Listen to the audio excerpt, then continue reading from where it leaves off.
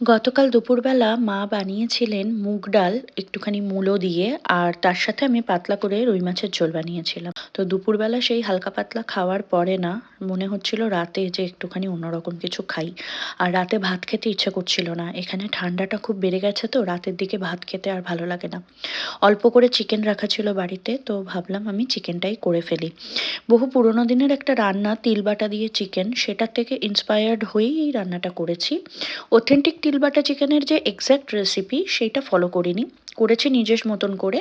এবং শেষে সমস্ত ইনগ্রিডিয়েন্টসের সাথে আমি তিলটাও বেটে দিয়েছি।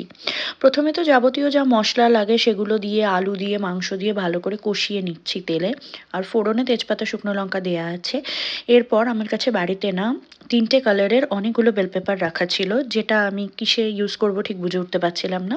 তো সেটাও এর মধ্যে দিয়ে একটুখানি ভাজা ভাজা করে নিয়ে তিল আর কাজু বাদাম আর কাঁচা লঙ্কা এই ৩টে ভালো করে বেটে নিয়ে এর মধ্যে দিয়ে দিয়েছি। এটা পুরোপুরি একদম সুসিদ্ধ হওয়া পর্যন্ত আমি রান্না করেছি। সব শেষে আমি অল্প করে একটুখানি ঘি ছড়িয়ে দিয়েছিলাম, যাতে তিলের গন্ধটা ওভারপাওয়ার না হয়, ঘিয়ের গন্ধটা যাতে বেশি পাওয়া যায়। এই ডিশটা বানিয়ে আমি যেটুকু বুঝলাম যে এটা রুটি, পরোটা এবং ভাত বা পোলাও সবকিছুর সাথেই কিন্তু একদম একটা পারফেক্ট কম্বো।